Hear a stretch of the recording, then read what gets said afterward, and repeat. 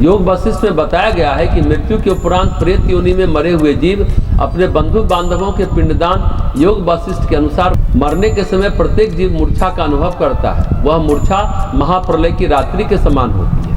उसके उपरांत प्रत्येक व्यक्ति स्वयं ही अपने स्वप्न एवं संकल्प के अनुसार अपने परलोक की सृष्टि करता है। इसी संदर्भ में आगे बताया गया है कि प्रेत अपनी वासना के अनुसार ही भावनात्मक उतार चढ़ाव का अनुभव करते हैं। मरे हुए व्यक्ति की प्रेत अवस्था में जिन लोगों से आसक्ति जुड़ी रहती है, उनकी भाव संवेदनाएं और उनकी परिस्थितियां, मन स्थितियां प्रेतों को तीव्रता से प्रभावित करती हैं। पिंडदान और श्राद्ध कर्म का महत्व यही है।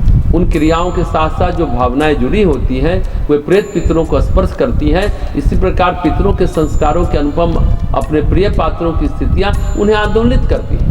योग वाशिष्ठ में बताया गया है कि मृत्यु के उपरांत प्रेत योनि में मरे हुए जीव अपने बंधु बांधवों के पिंडदान द्वारा ही अपना शरीर बना हुआ अनुभव करते हैं। प्रेत अपनी स्थिति को इस प्रकार अनुभव करते हैं कि हम मर गए और अब बंधुओं के पिंडदान से हमारा नया शरीर बना है। स्पष्ट है कि यह अनुभूति भावनात्मक ही होती है। अतः पिंडदान का वास्तविक महत्व उससे जुड़ी भावनाओं के ही कारण होता है। जिसके प्रति आत्मीयता होती है, उसके भावनात्मक अनुदान से प्रेत प्रभावित होता है, क्योंकि मरणोत्तर जीवन की अनुभूतियाँ वासना और संस्कारों के प्रभाव की ही प्रतिछाया होती है। इसलिए जिसमें आत्मीयता का संस्कार अंकित हो, उसकी भावनाएं परलोकस्थ जीव को प्रभावित करती है।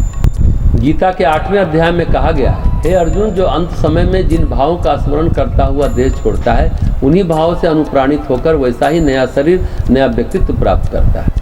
सन्यासी से इसलिए सन्यास लेते समय उसके श्राद्ध संस्कार भी उसी के द्वारा करा दिए जाते हैं कि उसकी कोई भी आकांक्षा, आसक्ति सूक्ष्म रूप में भी शेष न रहे। श्राद्ध क्रिया मात्र पूर्वजों, आत्मीय जनों तक ही सीमित नहीं है।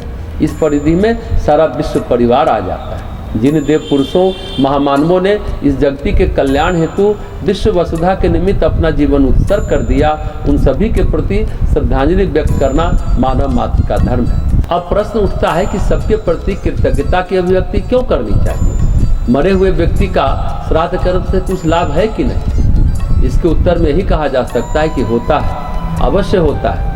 संसार एक समुद्र के समान है, जिसमें जल कणों की भांति हर एक जीव है। विश्व एक शिला है तो व्यक्ति एक परमाणु। जीवित या मृत आत्मा इस विश्व में मौजूद है और अन्य समस्त आत्माओं से संबद्ध है।